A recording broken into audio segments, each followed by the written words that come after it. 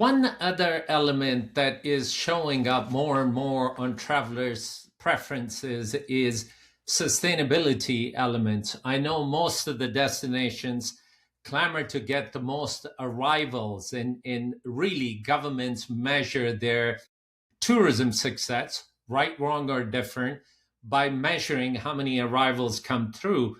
What can local destinations do to successfully balance the economic growth with strict destination stewardship? That is a great question. Mature destinations are the ones that they are more concerned about managing these volumes, right?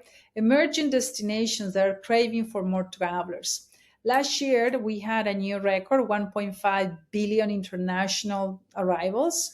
That was 5.4% growth. That means that 80 million more travelers we had from year to year. So that's 80 million more. That's a lot. Now, that being said, domestic is 3 times or 4 times that number is bigger than international. However, this international, you will see that half of them, they went to Europe. 700 and something went to Europe in terms of international travelers, and the other half was in the rest of the world. What we measure is not only international arrivals, we also measure spend, international spend. That year over year, there was a growth, and this is very important, a growth 3.2%. We saw also the growth in domestic spend, but international, depending on the market, Asia Pacific is doing, for instance, quite well compared to other markets. So you have to consider all the factors. And my advice to destinations is that you need to plan for the growth. You will have growth regardless if you want it or not.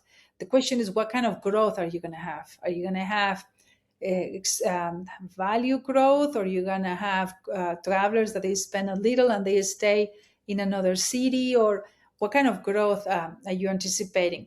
In terms of the mature markets, they need to plan for the growth and work in something that we call destination stewardship, so that they can create the experience to distribute the number of travelers and to share the benefits and the prosperity, so that the travelers, they don't have to go to exactly the same place every single day or every single week. There are some cities that are mature, like New York City. They have done a fantastic job. As an example, if you go to New York City, they have been growing every year. However, you don't feel overcrowded. Only perhaps in Times Square. And why is that? Because they plan for the growth and they have developed what is called the 5 boroughs. So the travelers, when they come back, they go to Queens next time, or they go to Brooklyn, or Long Island, or Bronx, or even in Manhattan, in the south of Manhattan, they have new experiences. And this is something that we have seen not only in New York and many other destinations in Europe and around the world, but it goes back to planning. This is my advice to destination. Make sure that you plan. And also for the city planners, the ones that plan for the infrastructure of the city, for the citizens, they need to consider the travelers. Because if they don't consider the travelers, then they have a problem and the ecosystem can be broken. And that means that you don't plan for the waste, you don't plan for the water that the travelers are going to need, you don't plan for the electricity, you don't plan for the public transportation and the mobility. And that's when there are tensions in cities, when they receive multiple times the number of visitors or whatever they have in their population. I was in a city last week that they had 1.5 million citizens and they receive 15 million travelers every year. So you can imagine the impact.